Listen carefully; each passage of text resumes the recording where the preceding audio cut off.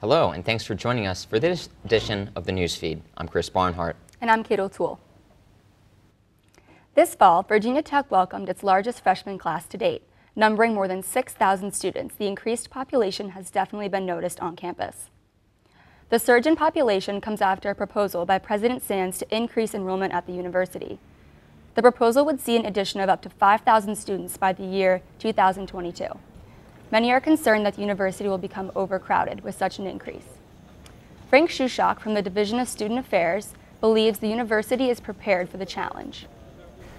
So we know that if we're on this growth curve, well, we're going to have to address things like new dining center, new recreational space, new classroom space.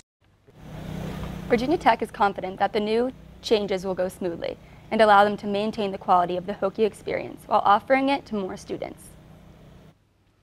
Hokies have felt the hit of overcrowding on campus in several different ways, most specifically with freshmen in their current living situations on and off campus. Maggie Tyler has more in this report. Hokies have been faced with several challenges this school year, most specifically overcrowding and uncomfortable living situations. With the university taking in more than 800 extra students this year, the employees and residents' life have a large burden on their hands to take care of. With buildings not up just yet and so many extra students enrolled, they had to be strategic and place students not only in lounges, but also some students out to Foxtrot apartments in an attempt to create an on-campus feel with some extra space. Another change occurred with the RA living situation, where each RA now has a freshman roommate. Abby Biggs is a freshman living in Lee Hall who was assigned to live with an RA. I'm living with an RA, and no one stops by and goes to the RA room and is like, hey, what's up? It's like me having to go in and say, hey, I'm living with the RA, you can stop by. They don't, but I have to stop by for them. President Sands hopes to expand campus soon in order to accommodate all the new students. This is Maggie Tyler reporting for the Newsfeed. Virginia Tech is growing, and not just the enrollment numbers. Erin Miller is in the newsroom to tell us more. That's right, Chris. It's no surprise that Virginia Tech is expanding, and more students means more enforcement. From the construction on 460 to the construction on Perry Street, new buildings are showing up on campus as far as the Smithfield Plantation. And because of this, the Virginia Tech Police Department is stepping up their enforcement. They have all of their regular officers patrolling already existing areas and more patrolling the areas coming in the future. Even Blacksburg Police step in from time to time when campus is overwhelming. We train together, we work together. We always are in communication from command staff level on down as far as for planning purposes and everything. Both VTPD and Blacksburg PD work with students and the community on a daily basis in both emergency and non-emergency situations. Lieutenant Albert told me that the best way to keep Blacksburg and Virginia Tech safe is by careful planning and a lot of communication between the forces. I'm Erin Miller reporting from the newsroom. Back to you in the studio. Thanks, Erin. Students may have noticed some significant changes to the Blacksburg Transit bus system in the last couple of weeks. Starting September 8th, some bus routes and schedules were heavily altered across multiple routes. These major changes have forced students to adjust to the new changes, as well as some crowded buses. Reporter Matt Castles has more on this story. Students and Blacksburg residents alike use the Blacksburg Transit bus system to get to class, downtown, or even to a concert at the Moss Arts Center. Blacksburg Transit currently has about 90 bus operators driving the 46 buses in their fleet. However, this fall, many changes have taken place with the local bus system. Starting September 8th, the transit system revamped their schedules, especially with the Patrick Henry and Hethwood routes. The most drastic change with the Patrick Henry route was the changing of bus intervals from 15 minutes to 30 after 12:30 p.m. Monday through Friday. This change has led to buses becoming increasingly crowded with very few seats remaining for passengers. According to Blacksburg Transit spokesman Ken Tucker, a big part of these changes have been mostly due to a perfect storm of various problems, most notably a lack of bus operators. We just have a real lack of operators here at BT. It's the worst year we've ever had in terms of getting operators in.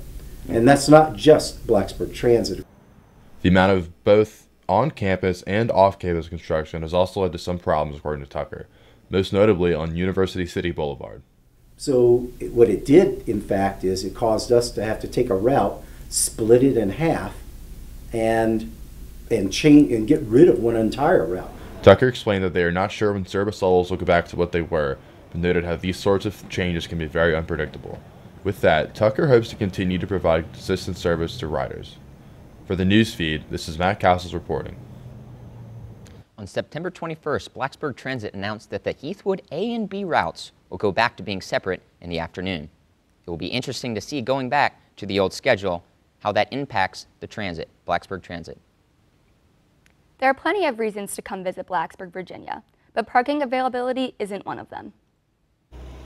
With Blacksburg's new meter system and the requirement of most complexes for parkees to have decals, it's at the very least a mad dash to grab a parking space after 5 p.m., if not a war. The struggle is constant during the week and worsens on the weekends. So how does that affect visiting parents and friends? How does that affect students? Being in Blacksburg is always a nightmare, no matter what time of day that you go. Even if you think it's like an off hour, there are never any spots where they need to be. Either it's for service vehicles only, or it's residents only and you don't live there, or it's decal controlled, or it's just really expensive because they put new meters in and the price shot up. It's unclear what Tech plans to do about remedying this parking situation, as the town itself seems to be pleased with the new system. It will likely take a petition or student planning in order to figure out an alternative to the parking madness. Coming up next on the news feed, find out why renovations and construction have taken over Alumni Mall since early summer. Also, a new sustainability initiative on campus is affecting dining halls, but not all students are happy about it. Those stories and more coming up next. Really?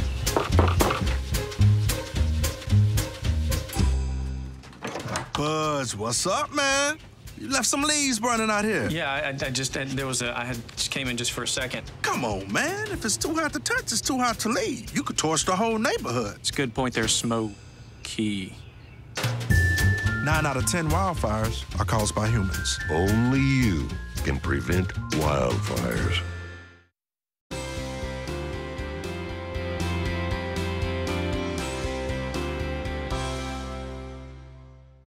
Welcome back to the newsfeed. Torgerson Bridge, one of the most visible structures on the campus of Virginia Tech, is almost done with a summer-long renovation. The project repaired water damage and replaced the entire facade. The water damage also affected the structure of the bridge. Mark Alzarski, the Assistant Vice President for News and Information at Virginia Tech, said that the renovations weren't pressing, but that the university decided to complete the project along with the Pearson Hall project at the same time. Though the Torgerson Bridge project was to be completed before the start of the fall semester, Alzarski also said that the university isn't worried about the project running late. It's one of those things that sometimes it just takes its own schedule for factors that are beyond your control, but you want to do it right. The renovation project is now in the final phases, as the construction crews will be removing the fencing and repairing the ground in the area. The portion of Alumni Mall that was closed for the project has already been reopened. Construction of the new restaurant, Bottom of the Stairs, is underway in Blacksburg. The restaurant is an extension of the popular Top of the Stairs bar on College Avenue. Just as the name implies, it is located directly beneath the bar. Bottom of the Stairs is predicted to serve the same food that Top of the Stairs, better known as Tots, currently serves. They are essentially moving their kitchen downstairs and creating a new space dedicated solely to dining. Austin Rakes, a senior at Virginia Tech, thinks it's a smart move for Tots to expand. I think that it's a pretty cool idea. I think the businesses should always be expanding, and everyone likes the top of the stairs, so why wouldn't they like the bottom of the stairs as well? Bottom of the Stairs will also serve drinks, just as any restaurant would.